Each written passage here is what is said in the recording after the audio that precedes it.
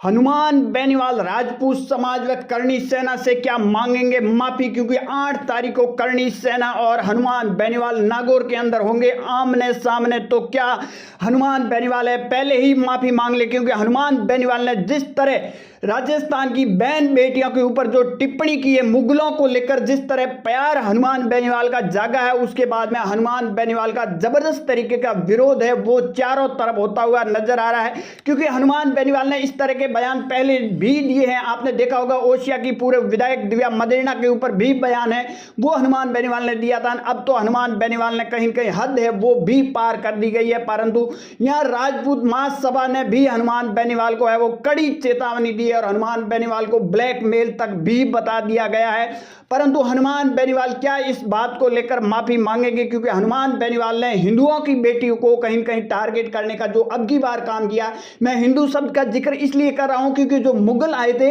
मुगल किससे लड़ने के लिए और मुगल किसकी बेटियों के ऊपर आंखें उठा रहे थे, वो हिंदुओं की बेटियों के ऊपर, हिंदू के राजाओं के ऊपर। तो इसलिए वो हनुमान बेनीवाल ने जो बयान दिया है कि यहाँ के जो राजा थे उन्होंने युद्ध नहीं लड़ा और ये अपनी बेटी है वो 70 किलोमीटर सामने ले जाकर देते थे, ये किसी करणी सेना का मुद्दा नहीं है, राजपूत समाज का मुद्दा नहीं है। मुद्दा ये देश के हिंदुओं के साथ जुड़ा हुआ मुद्दा भी है, क्योंकि मुगलों का जो तरीका था वो हिंदुओं की बेटियों के ऊपर भी उनका है वो टारगेट थे। इसको लेकर जिस तरह यहाँ के सूरवीर है वो मुगलों से दो दो हाथ करते हुए नजर आए, परंतु हनुमान बेनीवाल ने तो यहाँ कहीं कहीं हद है वो भी पार कर दिया और हनुमान बेनीवाल को राजपूत महासभा हो करणी सेना ने कड़ी चेतावनी दी। और 8 तारीख को नागौर के अंदर क्या होंगे आमने सामने, क्योंकि बात की जाए तो जिस तरह नागौर के अंदर जो भीड़ उमड़ने वाली थी उसको लेकर प्रशासन ने पहले ही धारा है वो लगा दी गई है। हालांकि करणी सेना ने तो पहले ही साफ कर दिया था कि हम जाएंगे प्रशासन से बात करेंगे और प्रशासन को इस बात से अवगत करेंगे कि इस तरह के बयानबाजी देने वालों के ऊपर कार्रवाई है वो होनी चाहिए। परंतु हनुमान बेनीवाल आखिर बार बार एक भीड़ इकट्ठी करने के लिए इस तरह के बयानबाजी क्यों करते हैं। हनुमान बेनीवाल ने आपने देखा होगा पहले राजस्थान सरकार के मंत्री के बिश्नोई के व्हाइट हाउस को लेकर जो शब्द बयां किए थे कि सब कुछ वहां होता है, उसके बाद में आपने देखा होगा किरण शेखावत का फोटो एडिट करके अपलोड करते हैं, परंतु वो फोटो तुरंत है वो डिलीट कर देते। क्या आप बहन बेटियों के इस तरह के फोटो एडिट करके आप दुनिया को दिखाना चाहते हो, या फिर आप आखिर क्या साबित करना चाहते हो।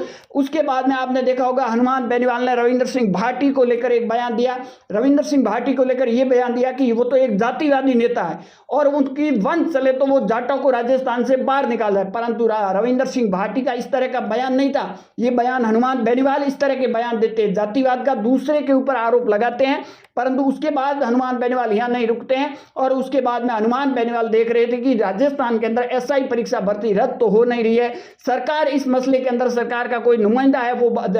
मंत्री है या फिर सरकार की तरफ से कोई विधायक है वो बात करने तक नहीं आ रहा। तो उसके बाद में हनुमान बेनीवाल ने राजपूत वर्सेस जाट एक बयान दे डाला और राजस्थान के जो सूरवीर थे उनकी बहन बेटियों के ऊपर इस तरह का बयान दे दिया। हनुमान बेनीवाल ने सोचा कि राजपूत और जाट आमने सामने होंगे तो यहाँ जयपुर के अंदर एक अच्छी खासी भीड़ है वो भी इकट्ठी हो जाएगी, नहीं उसमें हनुमान बेनीवाल कहीं कहीं कामयाब हुए। परंतु हनुमान बेनीवाल को इस बात से भी सोचना चाहिए कि आप राजनीति करना एक अलग है, फिर बाद में हनुमान बेनीवाल ने अब तो कहीं कहीं सीमा है वो क्रॉस कर दी है। रविंद्र सिंह भाटी का भी करारा जवाब हनुमान बेनीवाल को मिला कि आपको 2024 के उपचुनाव में जनता ने सबक सिखा दिया था, अगर इस तरह की बयानबाजी करोगे तो जनता और है वो सबक सिखा देगी। आपकी इस पर क्या राय है कमेंट सेक्शन जरूर देना। ज्यादा जानकारी के लिए हमारे यूट्यूब चैनल और फेसबुक पेज को जरूर फॉलो कीजिए।